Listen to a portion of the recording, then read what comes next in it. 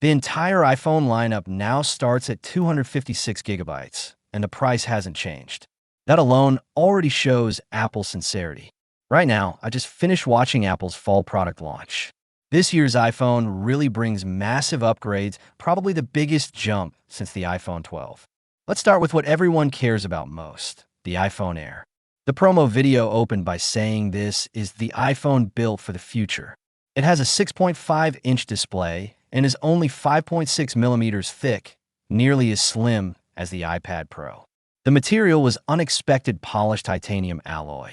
It has titanium strength, but also the glossy shine we saw on the iPhone 12 to 14 Pro series, plus a sky blue color that looks strikingly like the Sierra blue from back then.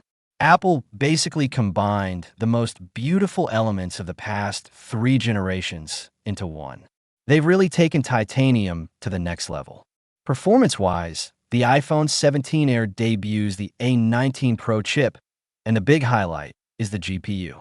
This time, the A19 Pro's GPU integrates a machine learning accelerator, most likely the transformer accelerator we mentioned in earlier videos. It promises up to 4x peak performance improvements. We'll have to test it ourselves once we get the device. Apple's in-house baseband chip has jumped straight to the Apple C1X. It delivers double the performance of the C1 while consuming less power. And for the long-standing complaints about AirDrop, Apple surprised us by building a dedicated chip just for wireless issues, the Apple N1 chip. The iPhone 17 Air also supports eSIM as expected, though for now it's only compatible in some region.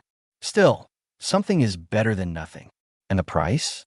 256 gigabytes starts at the exact same as last year's iPhone 16 Plus. Once again, sincerity.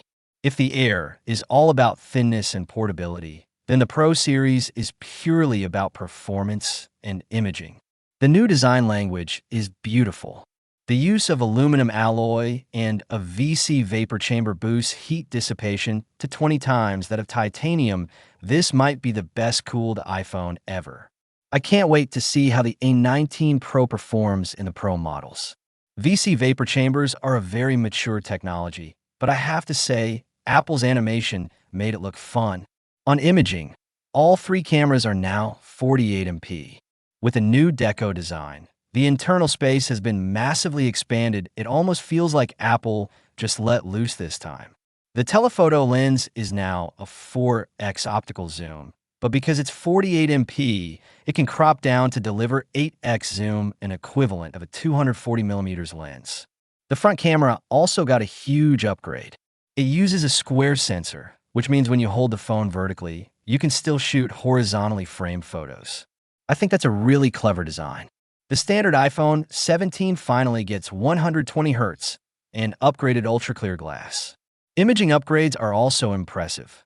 The main camera remains 48MP, and the ultra-wide has been bumped up to 48MP as well, meaning macro and wide-angle shots will look much sharper.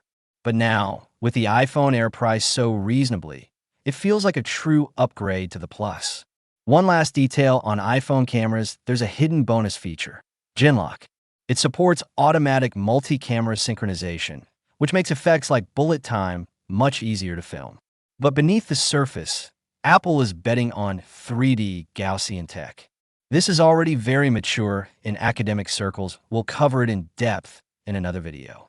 Outside of iPhone, the biggest upgrade to AirPods Pro 3 is basically pulling a gadget straight from Doraemon into real life. Instant translation. Thanks to Apple Intelligence, a simple hand gesture activates live translation. Just like this. Although similar products already exist, Apple's optimization and overall experience are definitely top tier. They've also added a heart rate sensor now. It doesn't just measure your heart rate. It almost feels like it's stealing a bit of the Apple Watch's role. It can track over 50 different types of workouts, which makes it very friendly for fitness enthusiasts. At the same time, the earbud design has been optimized, doubling the sound quality compared to the previous generation. Battery life has also improved, jumping from 6 hours in the last generation to 10 hours. As for the Apple Watch, the Ultra series has received a solid upgrade. First, the display now uses third-generation LTPO technology. Not only is the screen area larger, But even in always-on mode, the refresh rate has improved. It now goes down to 1 Hz, just like the Watch 11, so it can display as secondhand. The casing is built with 3D printed titanium alloy. Remember my last video? I said Apple was preparing a technical leap? This 3D titanium printing is clearly laying the groundwork for next year's foldable iPhone. Health features have also leveled up. The watch now supports high blood pressure alerts. And this isn't the usual pressure-based detection used by other companies. It's done through an optical sensor, which is pretty interesting. The standard version of the watch gets a ceramic-coated surface for its display, doubling scratch resistance, and finally solving a long-standing issue. Its glass screen wasn't as tough as the titanium version. That's everything for this video. Overall, I think this launch was full of genuine effort. And honestly, a lot of these technologies like the iPhone Air and 3D titanium printing are laying the foundation for next year's foldable iPhone. If you think I did a good job, feel free to like and follow. Your support is the biggest motivation for me to keep making videos. Thanks, everyone.